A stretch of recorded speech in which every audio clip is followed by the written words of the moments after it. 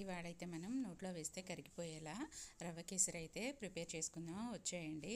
ఎంతో బాగుంటుంది, ప్రసాదానికి కూడా చేసుకోవచ్చు. దీనికోసం అయితే నేను అన్నీ రెడీ చేసుకొని పెట్టుకున్నాను.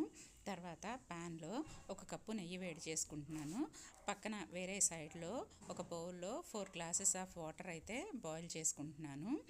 ఇప్పుడు నెయ్యి వేడైన తర్వాత సన్నగా చాప్ చేసి పెట్టుకున్న డ్రై ఫ్రూట్స్ అన్నీ వేసుకొని ఫ్రై చేసుకుంటున్నాను. ఇవన్నీ బాగా ఫ్రై అయిన తర్వాత ఒక బౌల్లో తీసి పక్కన పెట్టుకుంటున్నాను. తర్వాత అదే నెయ్యిలో 1 గ్లాసు బొంబాయి రవ్వనైతే వేసుకొని మంచి స్మెల్ వచ్చే వరకు ఫ్రై చేసుకుంటున్నాను. ఈ రవ్వ బాగా ఫ్రై అయిన తర్వాత మనం బాయిల్ చేసి పెట్టుకున్న వాటర్లో రెడ్ కలర్ ఫుడ్ కలర్ని అయితే యాడ్ చేసుకొని బాయిల్ అయిన వాటర్ని అయితే మనం ఈ బొంబాయి రవ్వలో అయితే యాడ్ చేసుకోవాలి. ఇలా వాటర్ యాడ్ చేసుకున్న తర్వాత బాగా మిక్స్ చేసుకోవాలి.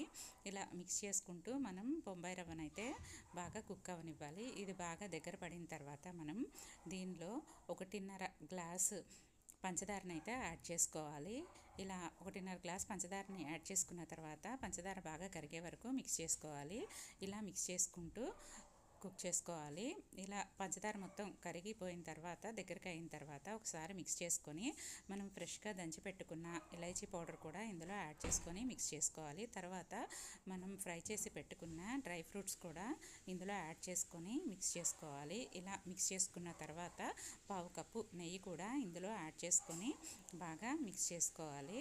ఇలా మిక్స్ చేసుకున్న తర్వాత ఒక 5 మినిట్స్ ఉంచేసి స్టవ్ ఆఫ్ చేసేయాలి. అంతే, మనకి టేస్టీ అయిన నోట్లో వేస్తే కరిగిపోయేలా రవ్వ కేసరి అయితే రెడీ. మీకు ఈ వీడియో నచ్చితే ప్లీజ్